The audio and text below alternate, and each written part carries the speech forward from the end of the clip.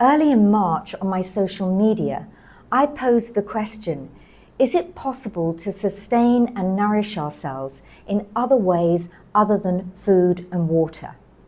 At the time, I was about to go off the grid for a 10-day breatharian retreat, which means we were going to be detoxing from technology, media, but also from food and at times water as well, nourishing ourselves in other ways and pushing the boundaries of possibility. Now, this wasn't the first time that I'd been on a similar kind of retreat.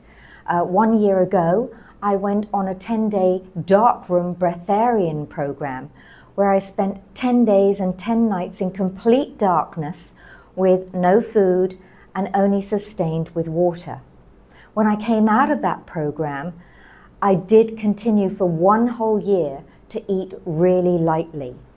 Now, this more recent program was similar and it wasn't the same. We weren't in the dark, but we were nourishing ourselves in alternative ways, and sometimes alternative ways from water, because 4 of the 10 days we were doing what's called dry fasting.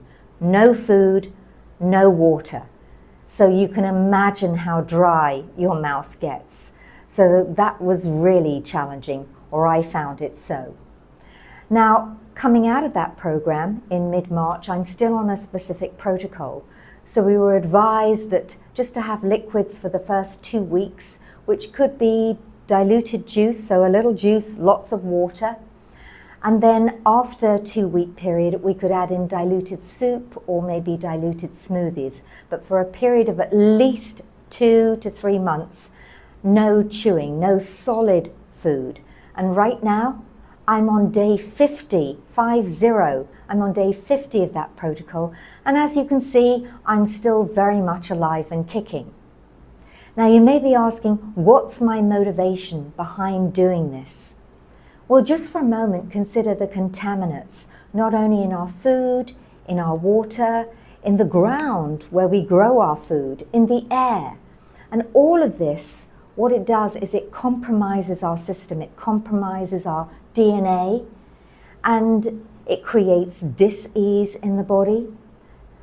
Not only that, but when you compromise your DNA, it's impossible to access more expanded levels of consciousness and awareness and access the higher sensory perceptions.